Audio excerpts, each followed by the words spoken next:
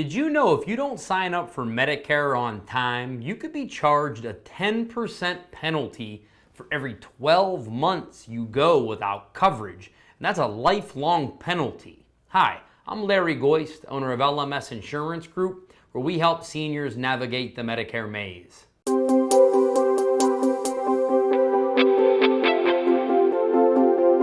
So in today's short video, I'm telling you guys exactly what happens if you miss your Medicare enrollment. And I'm going to go over three real basic topics. So number one, I'm going to describe the different enrollment periods that you need to be aware of.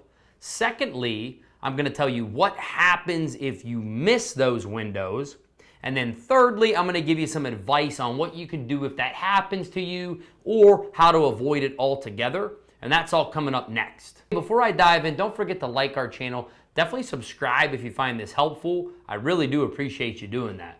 Okay, so let's dive in. So first off, you should know that there are different enrollment periods when you could sign up for Medicare, when you could sign up if you forgot to sign up for Medicare, or like if you moved states or had a life-changing event. So number one, you need to know what the initial enrollment period is, and this is referred to as your IEP.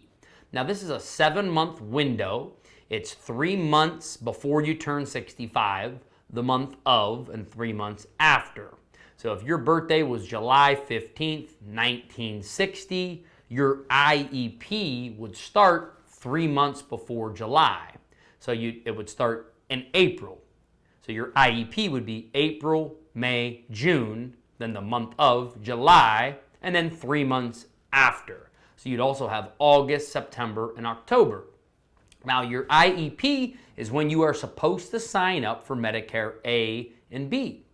And if you don't sign up in this period and you don't have other creditable coverage, that's when you're going to get a lifelong penalty. Okay, so if you miss this sign up window, so you don't have other creditable coverage and you miss that window, you cannot just sign up for Medicare because now you want to or now you found out what happened. You have to wait till the general enrollment period. So the general enrollment period is between January 1st and March 31st every year. And this is the time where you would sign up for Medicare if you missed your window. And then when you sign up, your coverage starts the first day of the following month. So using the last example, if you're born in July of 1960 and you didn't sign up after July, August, September, or October, now you're in November, you missed it. You can't sign up for Medicare now until the general enrollment period, which would start in January. So if you signed up in January, now your Medicare would start on February 1st, the first day of the next month. But you can only do it during the general enrollment period. Now, Medicare also grants what are called SEPs, which stands for a Special Enrollment Period. So if you have an SEP, you are able to enroll in Medicare when it's not in your IEP or it's not in the General Enrollment Period. So I'll give you a few examples of the most common SEPs that we see. So number one is if you did have creditable coverage. So you turn 65, but you kept your creditable coverage at work. Well, that's okay.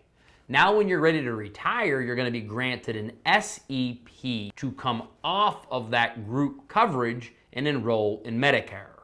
So when you're granted an SEP, there's no penalty that comes along with it. What they're saying is you had other creditable coverage, you can now come off, pick up Medicare, and play by the same rules as everybody else. Okay, now the next common SEP that we see are when people gain, lose, or have a change in either Extra Help or Medicaid. So Extra Help and Medicaid are both low-income programs that they help pay for premiums, co-pays, deductibles, and prescriptions. And if you get approved for Extra Help or you get approved for Medicaid or you have a change in your level of help or you're dropped, then you're granted an SEP. Normally that SEP runs for 63 days. So if you lost Medicaid on March 1st, you would have 63 days where you're allowed to enroll in a new plan because you have a SEP. Now, another common SEP we see are when people move.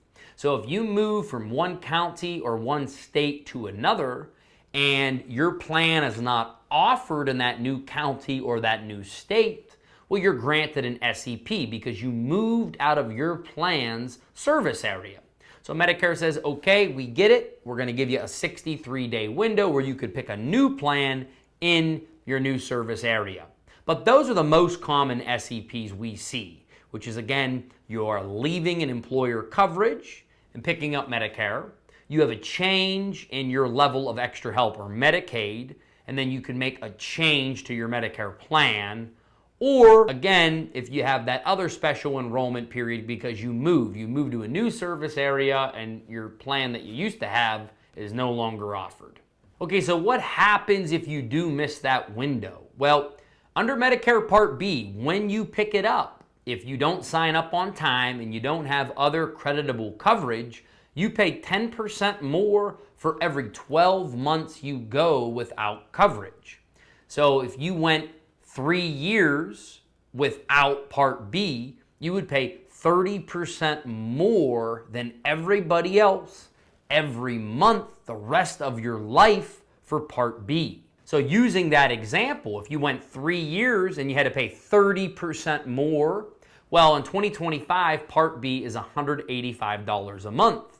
So if you had to pay that plus 30%, you would pay $185 a month plus an additional $55.50, 30% of the cost of Part B.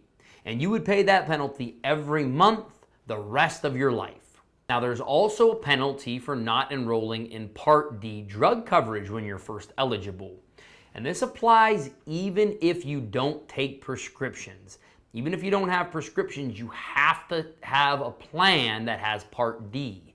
Whether it's a Medicare Advantage plan that includes Part D, or whether you're purchasing your Part D plan separate.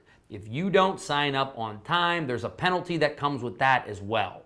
Okay, so the Part D penalty is calculated differently.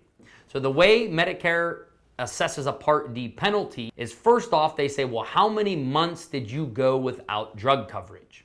For this example, let's use 4 years. So you went 4 years, you went 48 months without drug coverage. So the first thing you do is Medicare looks at the national average of a drug plan. And in 2025, that was a little over $36 a month. So they take the national average, which is $36.78 a month. They multiply that by 1%, and then multiply that number by how many months you went uncovered. So for this example, if you went 48 months uncovered, you're multiplying $36.78 times 1% times 48 months. And the number you come up with is $17.65. So you would have to pay an additional $17.65 every month the rest of your life when you picked up Part D. So what can you do if you miss your enrollment period? Well, number one is you could see if there's a special enrollment period. Like, do you have any of those previous things I mentioned? Are you leaving an employer plan? Did you move? Did you gain or lose Medicaid? That's step number one. Secondly, if none of those things apply to you, then you certainly want to sign up as soon as possible, which is going to be the General Enrollment Period, which again starts January 1st every year. And if you're in this situation and you don't have coverage, it's also smart to work with an insurance professional, as they may be able to add a plan on the side, like an indemnity plan that would pick up costs or pay you lump sums of money if you were hospitalized. Because what we're talking about is somebody that has no insurance. So if you didn't sign up on time, you had no insurance, but wanted to limit your exposure, work with an insurance professional and perhaps add a supplemental plan on the side, like an indemnity plan, a cancer policy, or something that would pay you lump sums of money. God forbid something happened to you while you didn't have coverage. Guys, to conclude, do not assume you were automatically signed up for Medicare A and B. If you're not on Social Security, you have to sign yourself up. And if you don't do it in your initial enrollment period, and you don't have creditable coverage, that's when you're going to get hammered with these lifelong penalties. But hey, don't go with this alone. That's why we're here to help. So if you guys need a second opinion, or you just don't know exactly what to do, use the information on the screen as me or a licensed advisor in my office would love to help. So as always, thank you so much for watching. Larry Goist, LMS Insurance Group. We'll talk to you next time. Thanks.